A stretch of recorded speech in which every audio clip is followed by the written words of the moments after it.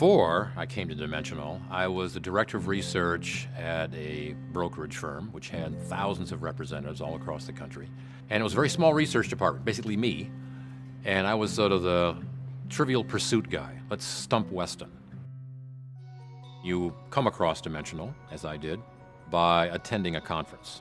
And I can recall it being interesting but also confusing, or perhaps destabilizing in the sense that they're challenging some of your most fundamental beliefs about how you think the world works. I came at the investing problem from the viewpoint of most conventional investors. You have to figure out what's going to happen in the future. And the dimensional approach, especially the academics who would lecture at those conferences, presented a very different framework for thinking about this problem. But I went back to my office and began to think about what they said and slowly but surely kind of revise my thinking. I refer to it now as the black hole syndrome. You start getting a little bit closer and a little bit closer to the gravitational pull, and all of a sudden you're in down the hole and you're never going to get out again. You have completely revised the way you think about the world of economics and finance. It took a good 6 months or more for me to understand and embrace the philosophy.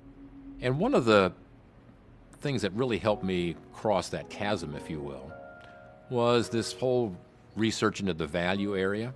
If you looked at the data on conventional actively managed mutual funds, there were some managers who had a very long record of outperformance, and 10, 20, 30 years, and it struck me as unlikely that that could be just attributable to luck. But if you looked at these managers, in almost every case, they were following a disciplined value-type strategy, tilting their portfolios toward these value stocks. Well, the dimensional research suggested that you should expect these people to outperform the market because they were picking up this value premium. Then I began to study the numbers of some of these managers with the very longest, most successful records against a conventional value index type benchmark. And I thought, all of a sudden, all that excess return just vanished. So that was a real eye-opener. I've read the stacks and stacks of research reports and seen all the effort that analysts put into it, and listened to one presentation after another of conventional money managers, and the overwhelming majority of them are very persuasive. They have an incredible level of detailed knowledge of the companies, the industries that they follow. They know the shoe size of every chief executive in their universe.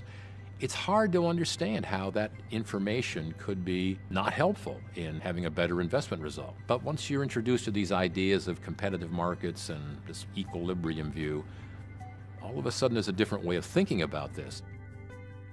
To an overwhelming degree, we find that, again, if these ideas are properly communicated, investors don't have a hard time making that transformation. It seems very logical to them. In many cases, it provides a level of relief. Oh, now I understand why I was so frustrated. Now I understand why I couldn't seem to find the terrific manager who I could just buy once and then keep forever. Now it all makes sense to me. Thank you.